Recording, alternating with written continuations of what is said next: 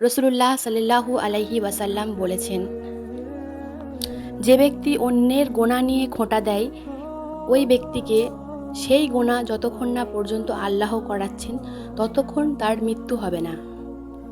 তিরমিজি শরীফ 2505 নম্বর হাদিস। নাম্বার 2, রাসূল সাল্লাল্লাহু আলাইহি ওয়াসাল্লাম বলেছেন, তাদের মাথা পাথর দিয়ে ভাঙা হবে যারা ফজরের নামাজ না পড়ে ঘুমায় এবং যারা কোরআন গ্রহণ করে ছেড়ে দেয়। বুখারী শরীফ 7048 নম্বর হাদিস। নাম্বার 3, আল্লাহ তাআলা বলেন, তুমি ওই দিনকে ভয় করো যেদিন তোমার মুখে তালা লাগিয়ে দেওয়া হবে এবং তোমার কৃতকর্মের ফল তোমার হাত এবং পা সাক্ষী দেবে। আল কোরআন সূরা ইয়াসিন 26 নম্বর আয়াত। নাম্বার 4, আল্লাহ তাআলা বলেন, আমি ইচ্ছে করলে সবাইকে হিদায়াত দিতে পারতাম, কিন্তু আমার ওই কথা সত্য যে আমি মানুষ ও জিন দ্বারা আমার জাহান্নামকে পরিপূর্ণ করব।